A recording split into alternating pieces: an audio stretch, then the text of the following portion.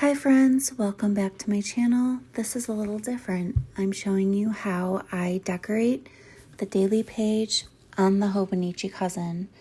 If I have a spread, an open spread, which is 2 pages together, I will do the same washi on both pages to kind of make it a theme for that open spread. And sometimes I will write like in the middle and make it all one page. But for December 2nd, I made it its own separate page. And I got this cute washi from the Coffee Monsters co-subscription. And what it is it's washi stickers. And so they are the days of the week, as you see me covering up Monday. And then they have a note and then this week. So they're really great for bullet journaling. And I'm going to save it for my next year's planner as well. And I use a lot of color on my pages, if you can't already tell. I love using colors on my pages. And so I have a lot of tumble markers. That way I can kind of change it up a lot. And so I grabbed this light blue. And because you can't really see what I wrote in the light blue, I outline it in black. And the word that I ended up writing was a header for the page. And it's just called thought. Like I was just going to list out my thoughts. And then I actually detail it a little bit more with let me see what these are called. These are the Pentel brush. So in black, I do write out the word trauma because that's what I'm getting out of my head and on paper. For those of you that have been followers of my channel and know me, I do talk about chronic illness. And unfortunately, I was hospitalized recently. I got out, I want to say, did I get out 2 weeks ago or a week and a half ago? I really can't even remember. But I am dealing with some medical PTSD, which I'm trying to just get those thoughts out, get them on paper so that I can process them as part of my healing journey. So I ended up getting sepsis, and that was the first time I've ever been diagnosed with that. And I am extremely thankful to the ER physician who knew the signs, the symptoms. I mean, he was on top of his game. They did the blood work and everything, and he comes back and he says, I will talk to you as soon as I get all of the results together. And I thought, oh, okay, I was kind of really confused. I was in so much pain. The catalyst for me even getting to the hospital was because I had aspirated my own, like I puked and aspirated it, and I couldn't get that deep breath in, and I couldn't breathe. And you could hear it rattling in my lungs. And unfortunately, I did nobody told me to stay home. I haven't even been to my PCP yet, which I know I need to go. But normally I do quarantine myself, but I didn't because it was a holiday. The holiday was coming up, and I wanted to be with family, and I was so thankful that I survived. I was thankful that I survived it. I know how serious it is, and now I am battling with a virus that I caught. I was the only one that caught it. But deep down, I just think it's because I was with other people that I don't live with. And so my body just can't process all these germs that come at me all the time. And so please continue to keep me in your prayers that I can get through this virus without having to go back into the hospital, because that is the last thing that I want to do.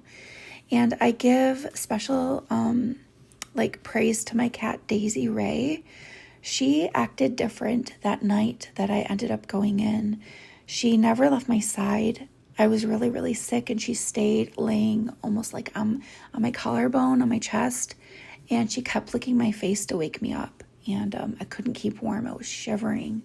I was so cold for days. Like everything was just freezing. Even the hot bath that my husband would run for me, it was so cold. And I couldn't figure out, why is everything just freezing? What is wrong with me?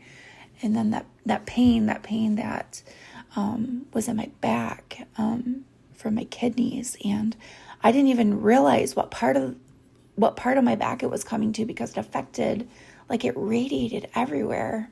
And so I just write, life is precious, and I give myself reminders to rest, and I do put home is where I feel safe, because that is where my home is.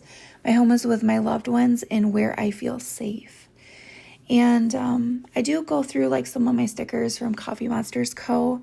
And I'm really sorry for my voice, you guys. It's very raspy. I'm dealing with this illness, and I'm sure I will get through it just fine.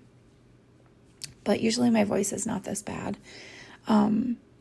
But I do write down a couple of things to remind myself, just things that I can flip through when I look through this book, and I remind myself how I get through these times. Unfortunately, yes, I am having nightmares about being in the hospital and being told you may pass away. I mean, I don't know. It's trauma, and a lot of people go through it, and I'm not the only one. And if you're out there and you've experienced this, you know exactly what I'm talking about. And we can all lift each other up and talk to each other and build a community of other journalers and planner people that have chronic illness, and talk together, because we know what we go through. So I'm just kind of fixing the word December. I don't like to look at it numerically, because as Americans, we typically don't write our calendar that way. So I'm just going through some of my Coffee Monsters Co. stickers that I really need to just use up.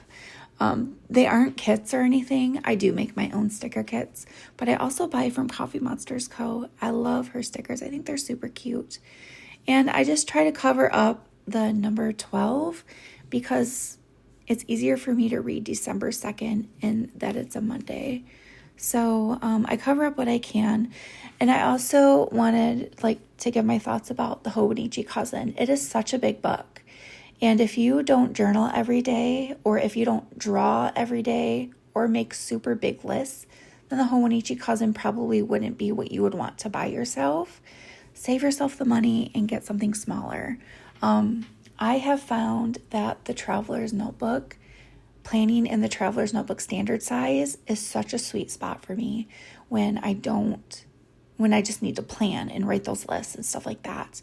It's like the perfect size for me. And I also love the B6 slim size as well. So that is one of the things that I haven't been able to plan with in many years, because I haven't had a Techo in so long. But I really enjoy the A5 size, because I feel like I'm so much more creative, because I have all this space that I can write, and I can put my washi tape in. And so I made those little YouTube stickers, and it just reminds myself that I want to put this in the video. And so there it is. There is my day. I want to thank you guys for subscribing, for commenting, for being supportive, and for just joining me on this journey of my YouTube channel. And so I wanted to thank you guys again, and I want you to have a very blessed day, and hopefully you're able to hear me through this video. Hopefully the audio is okay and good enough.